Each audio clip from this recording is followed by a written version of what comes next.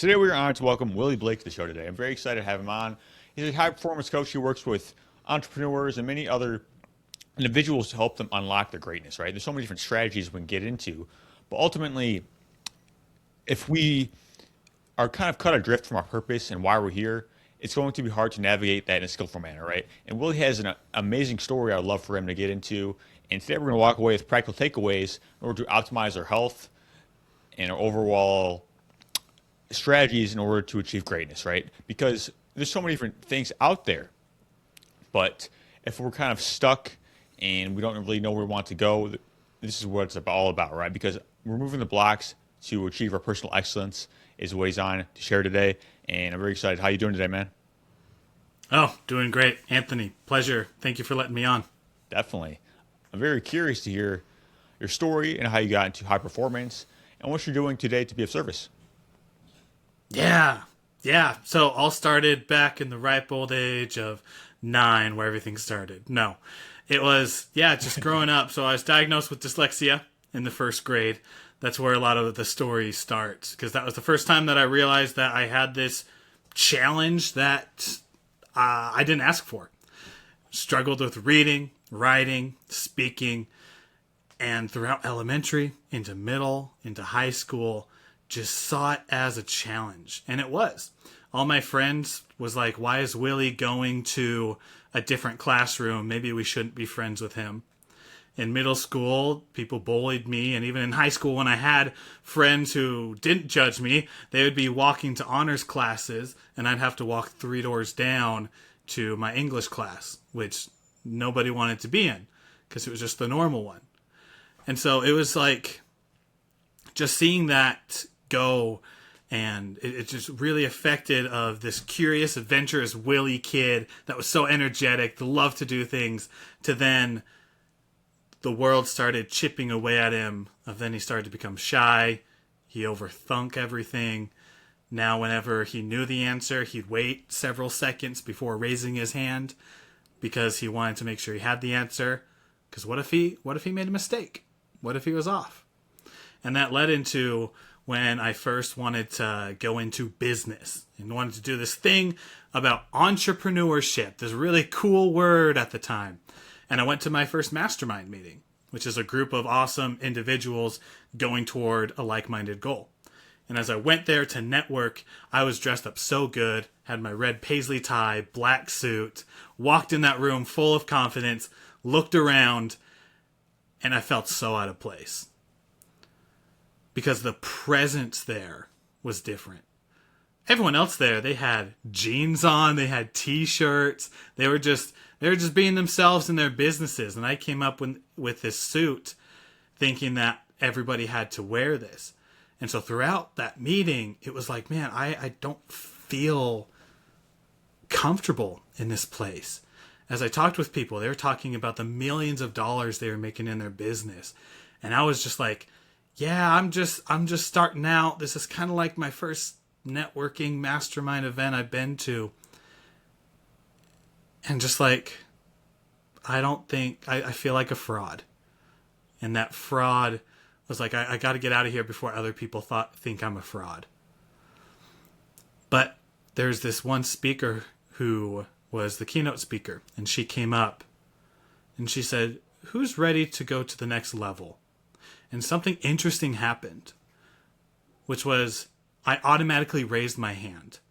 Something that I never did before because I was so worried about what other people thought of me having the perfect answer. But I did it. And I learned since then that was because I had this thing called a desire. I just wanted it. And because I wanted it, that should be the first and really only indication that you need that you can start on a dream or a goal that you have. And from there, been able to go from reading 1 book a year to 60 books, from struggling with writing to being an author, from stuttering on stages to now inspiring people on podcasts as well as at physical stages, just to share the message that, man, you can have a challenge. You can have that challenge, but you can make it your greatest advantage. You just got to see it in a different way. Wow, incredible story, man. Thank you for sharing that. So it sounds like you kind of struggled with confidence growing up, and there's like the world as you mentioned, it kind of chipped away at it, right? And that can be difficult, right? Because there's so many different challenges that can come up.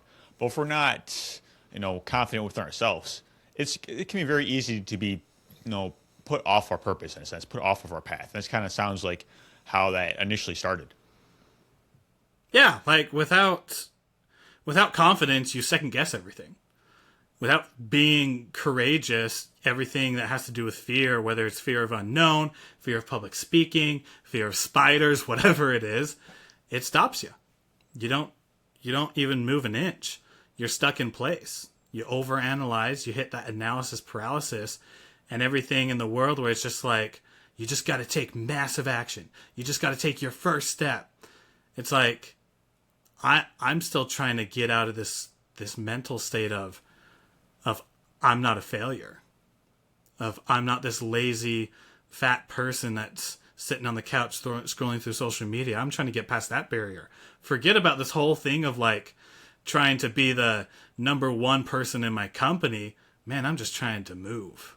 And so yeah, confidence is a huge thing when it comes to performance, because without confidence, it just feels like you're not really yourself. Absolutely. How do you define confidence, and how do we actually start to develop that in the beginning stages? Yeah, first and foremost, confidence comes from doing what you say you're going to do. There's this inner ability that we have within ourselves that if we do what we say, then we are living the life that we want. It's if we say that we are going to post on social media and we post on social media, there's this inner high five with that inner child within us saying, cool, I did that. That's awesome. But so many times we speak to impress. We speak to being like, hey, I want to impress other people. I want other people to see me in this way. And that's why I think a lot of professionals and high performers get stuck within the realms that they're in themselves, is because they have success. They've done a lot and they might be high performers. However, they're still trying to impress the people who are making the millions or billions, or the people who they call mom or dad or siblings, or that one person from 10 years ago who said that one thing that one time and it's resonated with us since for some reason. That one person comes to our mind. And so we can't make mistakes. We can't do new things because, well, that's just going to mess up our presence. That's going to mess up everything that we've built up so far. And if these people I'm trying to impress are all of a sudden seeing mistakes that I'm making, well then shoot. Are they going to drop their profile with me if you're a financial advisor? Are they going to jump to another business if you're a service or product business? Are they going to am I going to lose them as a client?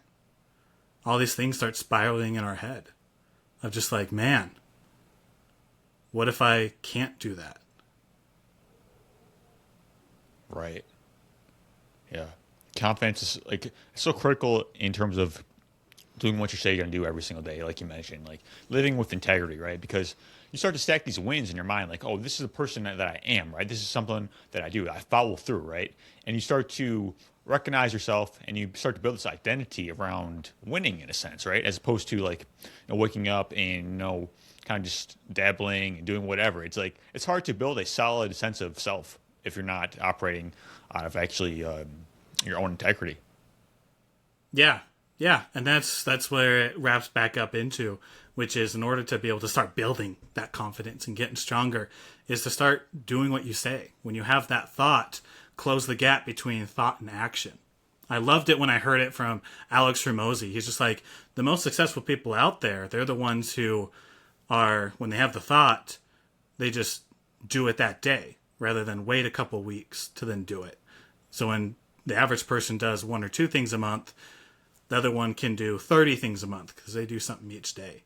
And there's more that can go into it. There's strategy, there's emotions and that. When it comes down to it, the inner confidence within us, if we say that we're going to do something and we do it, it starts to build up because the belief that we have in ourselves all of a sudden isn't, this is the way I think, but the way I act is different. It's now my soul and my mind are aligned, and now my body is doing what both of those are sharing, and now all of us are working together. And when you're not when your heart and your mind aren't colliding with each other, that's where the joy, the peace, the love, and the high performance comes from. Absolutely. Living within alignment, right? Because that's where you unlock your real power, right? Because we can be operating out of one thing, but then maybe our mind's not in it or the other way around. And it's like, you're not fully present. You're not fully present. You can't take the most aligned action for your dreams. Yeah, Anthony. Think about it this way. I love this example that's come up recently, and I've learned, which is for some reason, whenever it's like we're talking to a friend, we can give them great advice about what they need to do with their life or what they need to do with their job or business. It's when it's outside of us, we know the solution. It's like, give yourself a little bit more grace. Like, you made a mistake, you failed. It's all right. It's not the end of the world. But there's this weird thing that when all of a sudden it's applied to us, there's this weird filter that gets in the way, that when we are the ones that make the mistakes or fail or do that, then all of a sudden we need to be better. That we can't make mistakes. Oh, we did this one thing. We didn't remember this one thing that someone told us this one time. Well, okay, now I'm considered lazy. Or now I'm considered not a good husband. It's like there's this weird phenomenon of like, why in the world is it that we are so empathetic and sympathetic for other people who are making mistakes and problems, but can't even give it to ourselves? I find that so crucial of, man, living with integrity, when we're able to be proud of the mistakes that we make because we made the best decision that we could at that time, and be grateful for that. And when we combine that with now I've learned and can make the choices I want into the future, aligning your values and integrities, and just really self-loving yourself. It's a powerful thing. Absolutely, yeah. Like you said, being grateful for what we did do, right? And when we're giving advice, it's like we're looking outside of the situation. So it's like easy to detach from it in a sense, right? But when we're so in it, it can be a lot more difficult. Yeah, and sometimes we don't even see it, right? It's just like, man, I've been beating myself up, or I can't do this thing. I need to push harder. I need to take bigger action. And then our spouse or friend comes by and they're like, hey, can you be a little bit kinder to Willie? Can you be a little bit kinder to Anthony? I know that you're with him 24/7, and that you're judging yourself off of all the thoughts that you've had. But from what I've seen, you're doing really good. And a mistake versus 1,000 things you've done good doesn't mean jack squat. And so it's like giving yourself that little bit of grace. Yeah. I imagine when it comes to doing what you say every single day, I mean, it's not about being perfect either. It's probably about progress, right? Because we're going to still make mistakes, but it's about doing the best we can and having that action mindset, but also giving yourself grace in the process. Yeah. I say progress over perfection, because perfection is dead. I'll say that again. Perfection is dead. And here's why. When we think of the word perfect, that means that there's nothing to change. There's nothing to learn. It's just there. It's the thing in which that is it. That is the symbolistic thing, that there is nothing else that needs to be chipped away, adapted, or anything. That is just it. Well, if you think of a tree, if a tree was perfect in the way that a lot of people think of like perfectionism and such, well, the tree would die. Because if the tree is perfect, it's not going to take in nutrients. It's not going to take in the sun. It's not going to be able to spread its roots and go through the seasons and everything that goes into it. It's just going to die. Because it's quote unquote perfect. Same with any plant. Same with us as humans. We need to drop this whole thing of what we think perfect is. Because perfectionism is dead. It's not alive. And I don't know about you. I don't know about the person who's listening to my voice right now. But this world is meant to be lived. It's meant for us to be able to feel and enjoy what this beautiful world has amongst the chaos, just the greatness that's here. You can't do that if it's dead. You can't do that if you're, quote unquote, mentally dead. And so I tell people progress over perfection, because there's no ending. There's not an ending. It's just every single day we get to enjoy what we have. And I think that's one of the most crucial things when it comes to high performance, when it comes to our jobs and careers, as well as our relationships and our lives at home. That being present in the moment. Focus on the progress. Focus on being there. Because being perfect, it's just this statute idea that's out there that nothing changes. But I want things to change. Even though I don't want my kids to grow up, I have 4 girls, and I think they're growing up way too fast, honestly. I still want them to grow up because I love the experiences and the moments I have with them. And you don't get that if you stay in one place. And perfectionism is one place. So you just got to live. Yeah, absolutely. I mean, there's always room for growth, for sure. Yeah, absolutely.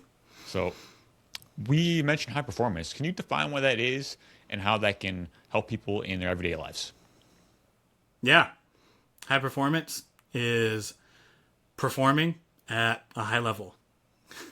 Now, let's break that down. What the heck does that mean, Willie? That can mean so many different things to so many different people. Well, it's working on being able to do what you want, when you want, wherever you want, with whomever you want. That should be the goal you're working toward. Another version of that in a shorter term is called freedom. People work on freedom. So being a high performer or in high performance, it's being able to do something toward what it is that you're wanting to do.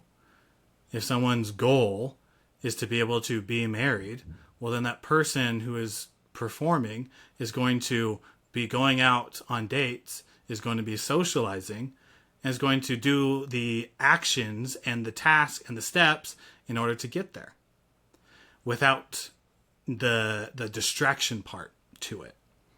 So if there was like a weird equation you could put to it, it's like performance equals direction times result minus distraction. And that's how I would define it. Awesome. Yeah. So it's like progressive realization of a worthy ideal, right? Being able to have that success mindset and going after what we want, and like you said, living a life of freedom. Yeah, it's living life for freedom. And here's the thing. I speak to a lot of high performers. All of them are different. All of them are going after something different. Some are for career, some are relationship, some are to be speakers on stage or podcast hosts. Some just they just want to be the number one at Pokemon Go and have like all the Pokedex filled. Like that's what they want. And you can be a high performer in all of those areas.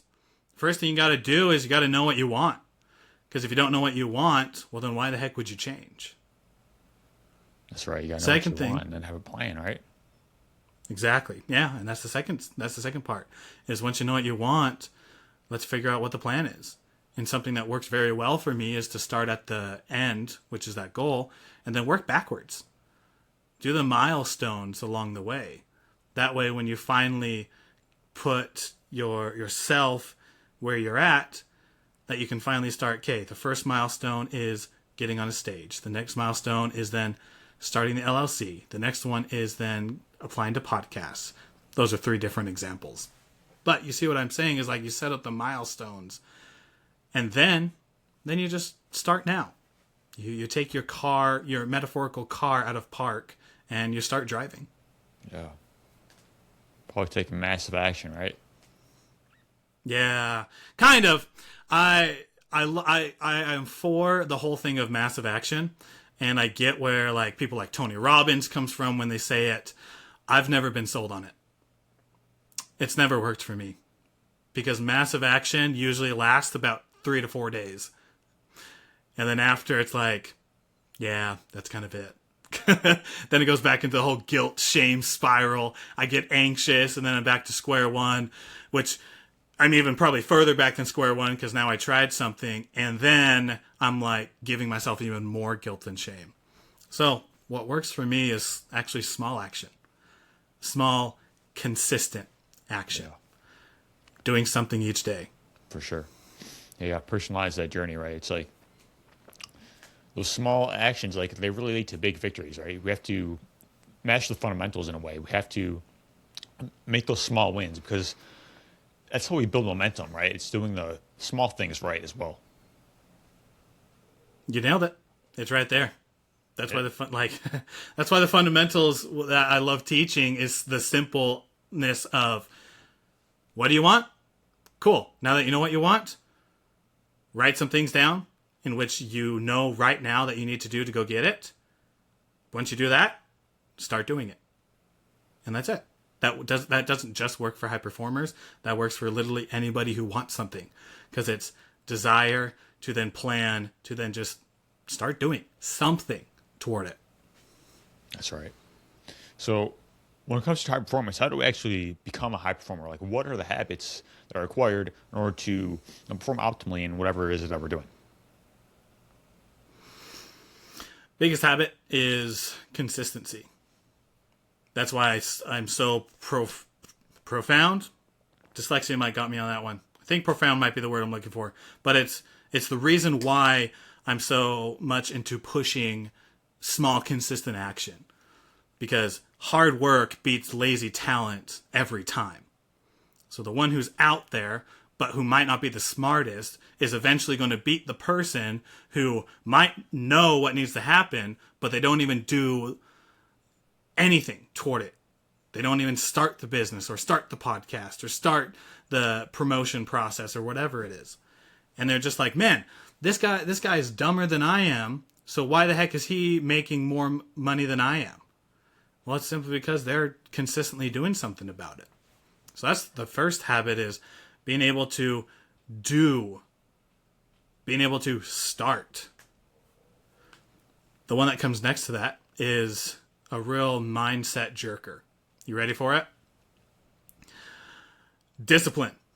Let's do it. People talk about discipline.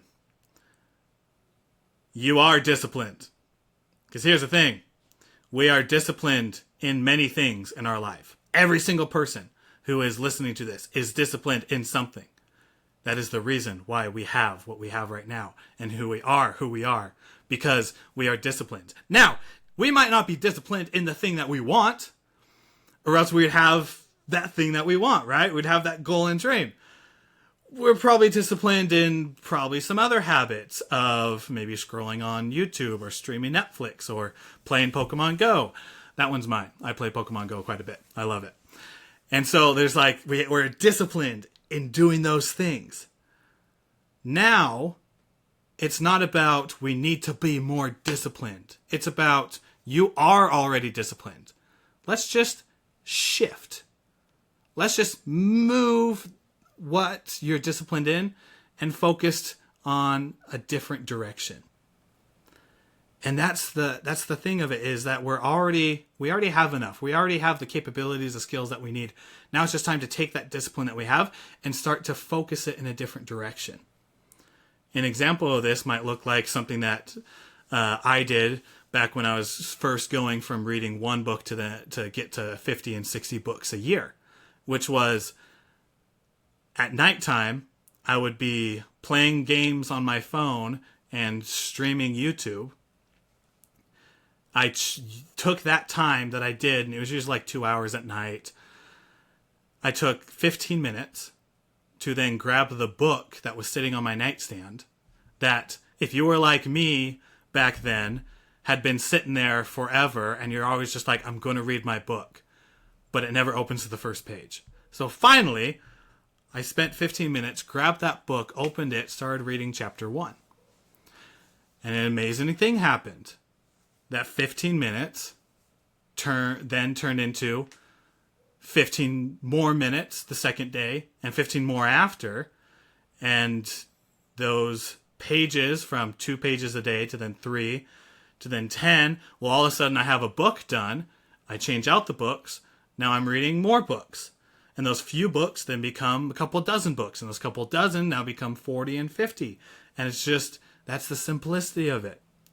Which is, I was disciplined at already laying down and doing my, let's be honest, I was time wasting. Doing my time wasters. But then taking those 2 hours, just 15 minutes, that's all. To then grab my book and be like, read for 15 minutes. Then next hour 45, I get to be able to play on the rest. And it was that simple habit of just inserting, habit stacking of something I was already doing, and then just inserting something else that worked in the direction I was aiming towards. And then I started to read, and then I started to be able to then learn more about business. And I started a business, learned more about speaking, worked on the skill of public speaking and communication. And all of that just came down from you're already disciplined. And that you just shift that energy. So back to the original question of like a habit for high performance. Start and realize that you're already capable, but start small. Read one chapter, do one push-up, hit record on your phone one time to record that podcast episode or that Facebook Live, and then just do it once a day. Do that for 6 months, and then we can talk strategy. Yeah, I mean, it sounds like channeling your energy in such a way that is aligned with your goals, right? Because I feel like a lot of us, we say we don't have time, but the reality is we're just wasting it. I mean, there's so many things that we can do in order to optimize our energy, so many different strategies. It's like, going back to your why, in a sense. What's your purpose? And, your North Star. And you kind of guide your decisions through your values, in a sense. Of course, I think all of our decisions should be made through what we value and what our core principles are. And of course, when it comes to, there's so many words for it. It's just like goal, dream, Northern Star, finish line. Really what it comes down to is, man, what is it you want? And if you know what you want, well, then you're halfway there. Then you at least have some indication of, okay, now you know what you want. Well, what's the next step? What is the literal next natural step that you need to go in that direction? And then do it. Yeah, finding out what we actually desire, for sure. How do we actually find that? Like, how do we become aware and almost give ourselves permission to actually go for what we want in life? That's a great question. It comes to... It's the reason why I focus a lot on mindset, usually during the first call. And I love the word mindset, but there's so many different meanings and so many different takes. The word mindset for me means that you have a set way in which your mind thinks. Everyone has that. And the only way to break past that is to hear stories and perspectives from other people. Whether that's reading a book, listen to a podcast, whatever it is for you. And so the shifting of a mindset, the set things that we have in our mind. First, we got to believe it can happen. Because again, if we don't believe that it can happen, then why the heck are we doing it in the first place? Why do we want to change? So we got to believe that it's possible. And then after that, after we believe it's possible, well, then we can think of ways to start.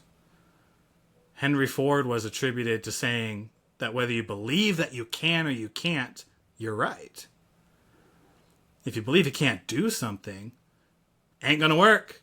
Your mind is gonna be like, nah, that's impossible. You won't be able to get there. You should do something else. Your mind's gonna continue to think of solutions for why it can't do it. But if you believe that you can, then your mind's gonna start asking, all right, even though it seems impossible, how can I do it? And it's going to start finding those solutions for how can you do it.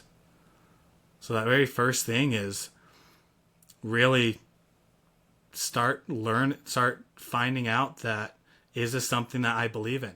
Can I at least believe? And as small as like a little mustard seed, if anyone's ever seen one, very small as a little mustard seed.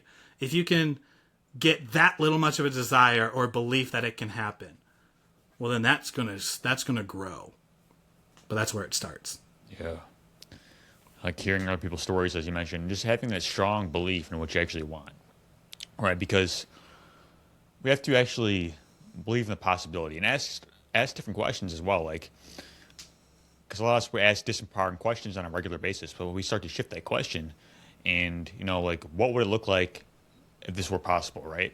And you start to be open to things, and then we start to take that action based off our current mindset that we're in. Yeah, and change up the questions. Change up the questions that we ask ourselves. A lot of us ask, well, why can't I do it? Well, flip it. Why can you? Or one of my favorite questions that I hear is, what if your dream does come true? Not doesn't. What if it doesn't come true? It's, what if your dream does come true? What if everything that you wanted, from the mansion to the relationships and the family to the career and job, what if all of it came true? And your mind starts thinking of the possibilities, and it's such a beautiful thing when you visualize that. But to change the questions you ask yourself, drop away from those mundane, average questions that everyone asks. Willie, how you doing? Willie, what degree are you going with at college? What do you do for work?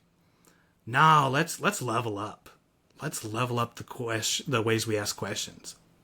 We can ask it, what are you passionate about? Ooh, that's a good one. What is your story? Tell me something that you learned over this last year. Or one of my favorite questions to ask. If you didn't have any limit on time, resources, connections, or money, and didn't care what other people thought, what would you do? Because now we're talking to the person. We're sharing like what's inside the person rather than the surface level of, yeah, I'm getting my degree in business management, and yeah, my day's doing good. Everyone says their day's doing good, even if it might not be doing great. It's just like all these average questions we ask people. Let's level up the way we ask questions. And when we do, man, the conversations that we have, oh, it's going to be so good. 100%. Yeah, it's being open to possibility for sure. You had also mentioned consistency. That's such an important point, right? Because I think it's important to be consistent over intense, right? Consistency over intensity. And once we start to be consistent every single day, then we can actually start to ramp it up, right? But we start to do these big things, like we go for like, these massive changes, and we don't have this infrastructure in a sense. We don't have this foundation to actually build upon, right? So it's like mastering these small habits that kind of lead to success. And then once we start to master these things, we can build on top of that, right? Exactly. That's why, so I've done the 75 hard challenge that's out in the world. For those who don't know, it's for 75 days. You do two 45-minute workouts a day. One has to be outside. You drink a gallon of water. You have to follow a diet. No cheat meals or alcohol. You have to read 10 pages in a book, and then take a progress pic. All of those things you have to do every single day for 75 days. I started the 75-day challenge. And when I first started it, I went and I got to day 53. And I missed a workout. And I had to make a decision of, okay, do I just lie about it? It's just one workout. One workout out of all the workouts I had to do those months. Just one workout. But I chose to be integrable and instead reset to day one, which is what you need, which is what the program has you do if you miss one of those things. And then I got to day 17 and had to restart. Then I got to day 6 and had to restart. Then I got to day 10 and had to restart. Then I got to day 2 and had to restart. And then I got to the biggest one, day 68, 7 days away. And I missed a workout because I got really sick. And not just the workout, the gallon of water, there are several things. And I had to make that decision again. Do I stick with my guns and integrity, or do I just keep going those last 7 days and be like, yes, I completed, quote unquote, completed 75 hard. And I chose to go back to day 1. And currently I'm still working on getting that 75 hard. Because I want those 75 days done. It's like a little like sibling rivalry. It's like, you said I can't do it, but I'm going to keep doing it until I get it done. That's where the consistency is. I didn't know how well I was going to do. I just started it. I got to day 53. It was really cool. But then I stopped. And then I learned more about myself, because then I got to double digits sometimes. Other times, it was like I did it for less than a week. Less than 2 days in a row. I didn't even mention how many times I just did it for one day. But like, you learn that. You learn that along the way. You learn about what it is that you can do. What intensity, if you can do intense, awesome. But intensity is based off of the person who is doing it. That's why I love the consistency part, because just be consistent. Even if you fall, stand back up. I've fallen many times in this example trying to complete 75 hard. And I'm still doing it. Is it a failure? No, because I haven't quit. It's just lessons that I've learned. And it's going to be an incredible story when I finally do reach that 75. And so it's the consistency. Be consistent every day, even with one single thing. That makes sense. So important. And you also talk about, getting rid of the backup plan in a sense and betting on yourself. Can you describe what that actually means? Can you say that one more time? Yeah, so getting rid of the backup plan in a sense, right? And just betting on yourself. Yeah. Giving up the backup plan and being smart about it. I think what I did, was the dumb way, which was I dropped my 9 to 5 and then just jumped straight into my business. That has taken way too much money and way too much time away from my family and my savings. I don't recommend that for people.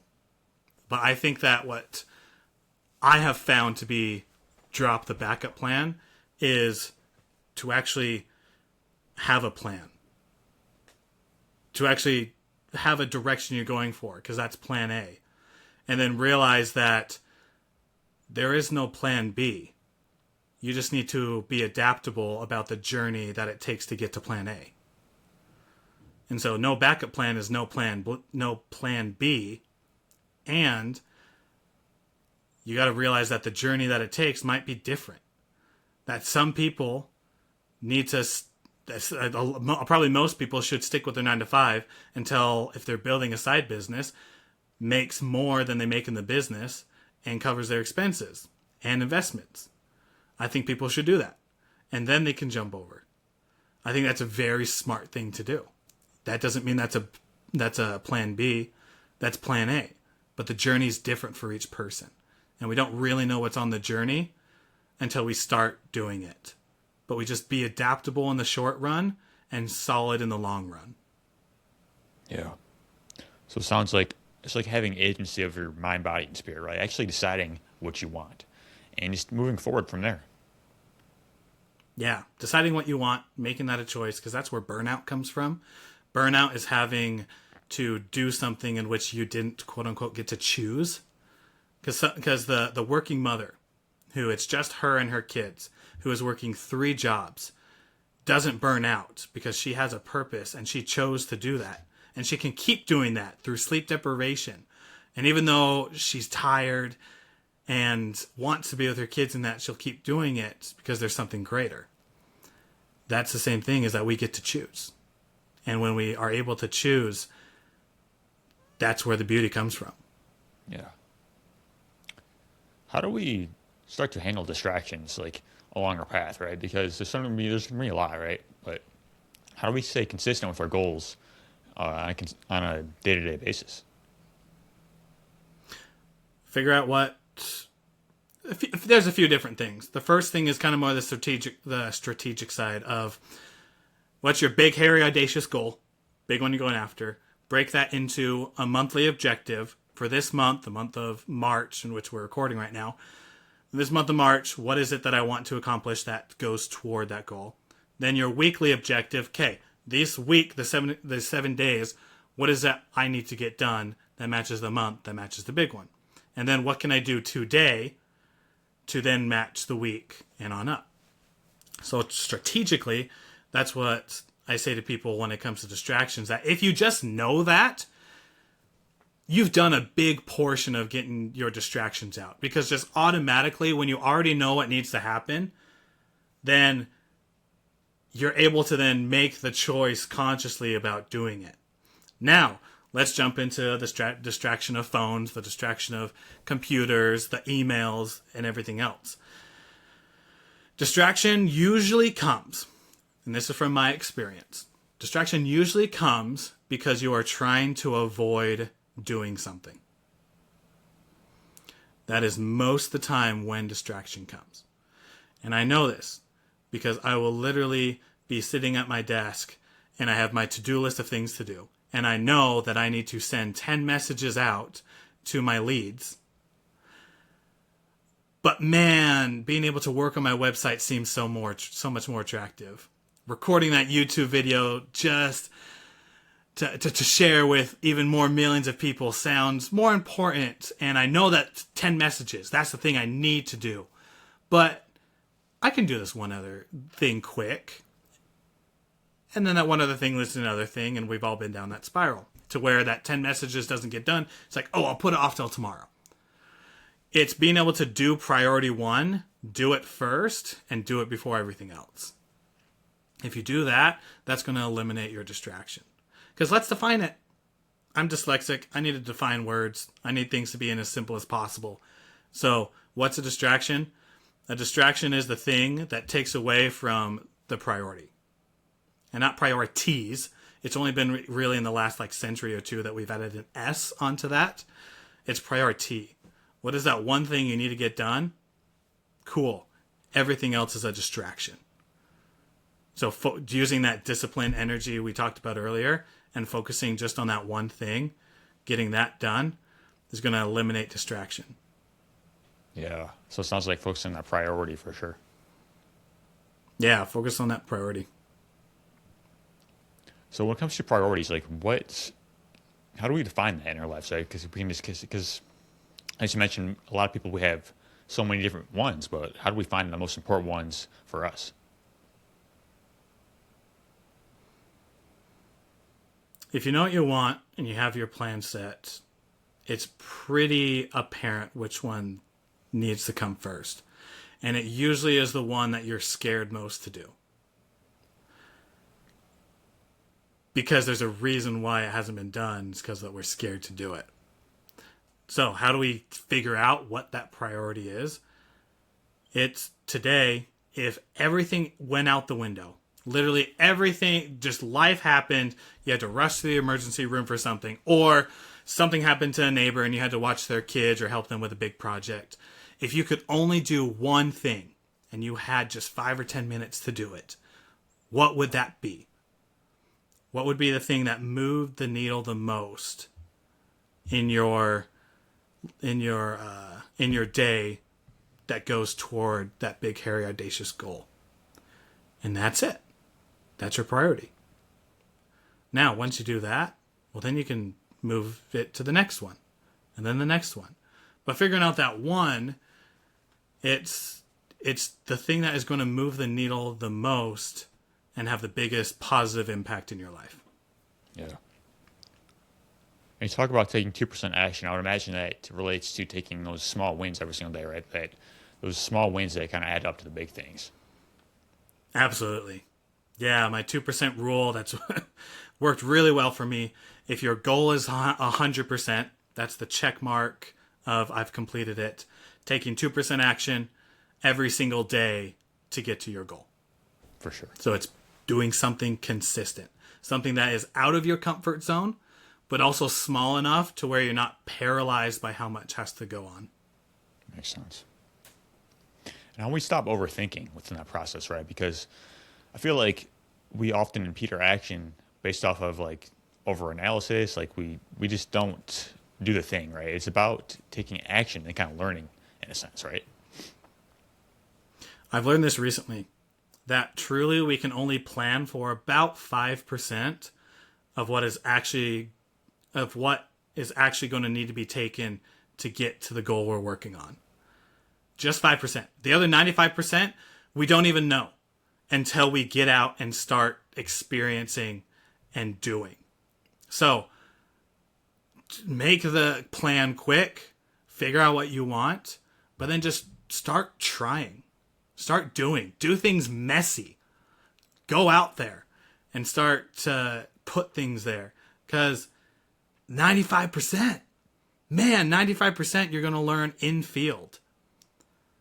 Only 5% you actually know right now. Literally right now, you only know 5% of what it's going to take to get to where you need to go.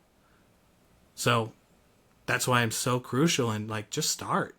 Take your metaphorical car out of park. Start driving that 200 feet to then turn left and start driving. Yeah. So many of us are like, we're almost afraid to get started, right? But once we start, it's like, well, that's when, the fear dissipates, right? Because I feel like, kind of fear is rooted in stagnation in a sense, right? But if we start that process, we have a plan, we stick to it, and we start taking action, learning from it. That's where it's all at, right? And oftentimes we just need to take that first step. You nailed it. And let me ask you, when motivation comes to your mind, how do you think when it comes to motivation in this world, how do people get motivated? Yeah, motivation, I feel it can come from many aspects, right? But I feel like motivation is temporary in a sense. Like, I feel like inspiration and motivation are two different things, even though of course, they're similar. But like, motivation, you have to kind of tap into certain things. Like, what is your purpose? What is your things? And like, what is your why, right? And, life can kind of throw us off of that based off of certain challenges. Like, we're not going to feel 100% all the time, right? So that's where discipline comes in again, and being inspired by things. Like, inspired, like, understanding that, it's not always about having this feeling of doing something, but it's more so about taking that generative action every single day and learning in that process. I like the way you look at it. And I want to add something that you might have not thought about before. Motivation comes after you start doing it. Definitely. The true, like, if we want to feel motivated, let's just start doing it. Because in my experience and the people that I've worked with as clients, that motivation aspect of I feel good, I am excited, I feel inspired, those feelings come after we start doing it. And so it's the realm of I need to feel motivated to do something. Well, cool. Then let's start off with that project that you're trying to work on, because you're going to feel motivated once you get into the grind and into it. You're going to feel inspired. You're going to get those good feelings inside of you. And it's going to be great. But what do most people think? Nah, motivation has to come before. I have to be motivated, and I have to set this 8-hour time frame in order to do this big project in order to make it happen. Motivation comes after you start doing it. Or at least the better motivation comes after you start doing it. Yeah. That's a good way to put it, right? Because we start to see those wins in a sense, right? I want to be like, hey, this is actually possible. And we start to take that progressive action every single day. It's like that's where the momentum all comes from. Spot on. You nailed it.